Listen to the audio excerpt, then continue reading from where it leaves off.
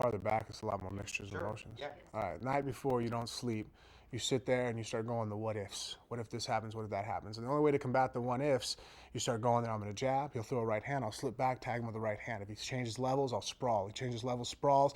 He counters with a swing single. I'm going to hit a guillotine and pull back. If he counters the guillotine, I'm going to go for a neck crank. If he counters a neck crank, I'm going to go for a sweep. He counters a sweep, I'm going to stand up and knee him in the face. That's how you combat that. But no matter what, you can't do that nonstop. So then you sit there and you're playing your video games, and your wife comes in, and then you get the 1,000-mile stare from all your friends. Everybody looks at you. They don't know how to talk to you. Like, hey, man, how you feeling? It's like, dude, I've heard that question about 90 times in the last 5 minutes. Don't ask me how I'm feeling. I feel like I'm rethinking my career choices right now. I wish I would have stayed in college. Come on, dude. I'm about to walk into a cage in front of 15,000 people half naked. How would you feel right now? And so then the next morning, once you fall asleep, it's kind of cool, and you wake up and you sit there, and then you do the countdown stuff. You start looking at your watch. You're like, all right, it's 8 o'clock. I got to be in the locker room at 5. How many hours is that? Oh, I got 9 hours until the fight. I got 9 hours till I'm in the locker room. Okay, and then in 2 hours after that, so then you start doing the countdown. You try to eat, but I haven't found any way I can hold food down yet. Oatmeal and bananas, I try. You end up puking it, and you sit there, and your stomach doesn't feel right.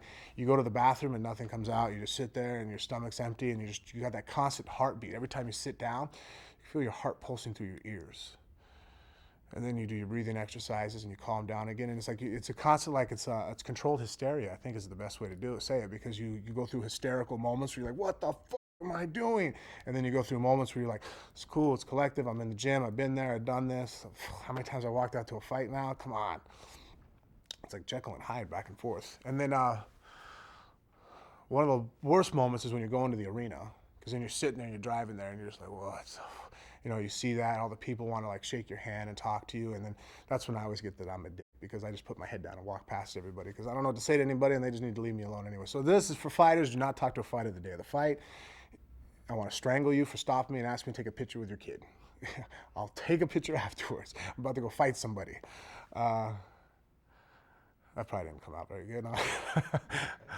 So so then when you're in your locker room, it actually starts to feel pretty good, because then you get to see all the other warriors. I mean? It's almost like a pre-battle thing. You walk in and you can see the look in everybody's eyes and the determination. Everybody's sitting there. They're going through their game plans. They're looking around. They're walking, stretching. So that's usually when I come in, I lay down flat on the mat and just kind of relax and just soak in the moment. And you realize you're not alone, which is kind of nice, because sometimes being the only one, that's what sucks about fighting last, because people start getting plucked off. It's exciting to fight last because you're the main event, more people watch you, so you're a bigger deal. But fighting first is cool, because you get to fight, get your fight over with, and it's done, and then you get to go, watch the other fighters.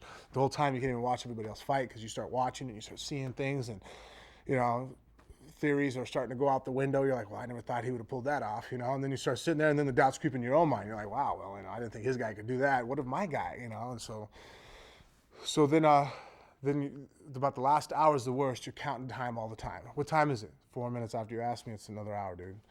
What time is it? Okay, 2 minutes ago. You just asked me what time it was, man. It's 2 minutes later. And so about 45 minutes till is actually kind of where you can start getting some of the jitters out, because you don't want to be on your feet too early. You don't want to sap your legs. So you're trying to sit down, which is hard, because you feel like, imagine, I won't say that, an adult movie star kind of thing was going to happen. But anyways, when you get to warm up, oh, sorry, guys. Uh-oh. Can we edit? I turned it off.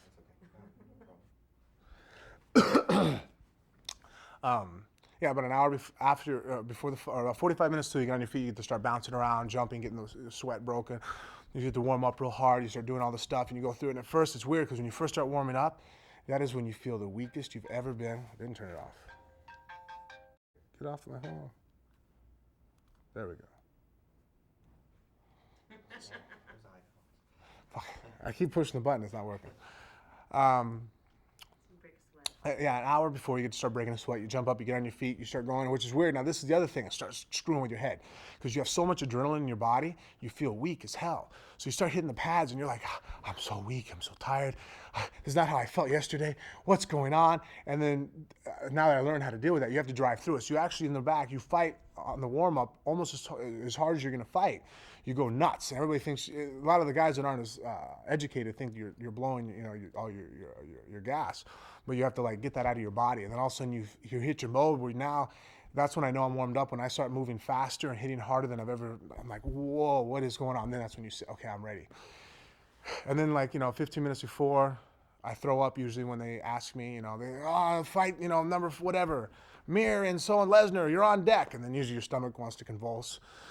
And then I sit by the door. I have to see the guy I'm fighting. I have to peek at him. I have to look at him. And then I can see that it's just a human being, just like everybody else. I don't care how big he is. I remember when I watched him walk by, I'm like, oh, he ain't that big. It's fine. I mean, because you have to like put, imagination is the scariest thing of all, or a lack of. So whenever you don't know something, it's like I always tell people, like if I told you and I brought in a spoon and said I'm going to torture you with this and set the spoon down and left the room, you'll think that you never even like could imagine. You're going to think of the worst things possible that I could even do to you, because reality is so much easier than fantasy. So anticipation's a mofo. That's what's scary. That's what you're seeing, the anticipation. So then when they call you out into the hallway and you're sitting there and you're bouncing around, that's when I feel great. That's when it's finally like, I'm just going to just try to hurt this person so badly that they'll never, ever. And if anybody else says, hey, should I fight Frank Mir? I want them to be like pleading with them. No, look at the scars on my arm. Don't do it. So, yeah. And then when they play the music and you're outside the thing, that's cool. You walk out, but it's funny because the same thing always happens to everybody. I forgot one other fighter said the same thing. Who said that? It was the same thing. I think you're like, I'm not going to touch anybody's hand. And you're walking through and they're like, oh, I'll touch a few people's hands. But then there's always that that grabs your arm and yanks you back. And I'm like, I'll be the first fighter to kick someone upside their head, I'm like, grab me. So then everybody else gets punished because then I put my arms in. I'm like, all right, there goes that idea. And then you start feeling better about it. Like, okay, I'll do it again. And then some asshole grabs your arm again. So, and then all the jitters go away when you're in front of the judge, the referee, whoever's doing the, usually it's, you have your main referee in the ring, and then whoever's not reffing is outside the ring, and they're checking to make sure you have no Vaseline, and the fight doctor puts the Vaseline on, and they're putting your mouthpiece in, and you're giving everybody a hug goodbye, and you're going. And once they close the cage and you sit there, it feels so much smaller than what you really think. Everybody thinks it's an immense, powerful thing, but because the lights are so bright in the thing and the cage floor is so light, you can't see but just little heads. It's almost like out of a comic book. There's a little smoky area. You just see your guy. And then once I see him, I know it's just everything I've done since I was 4 years old, just fighting. It's like, yeah, it's just a fight. That's when it goes away.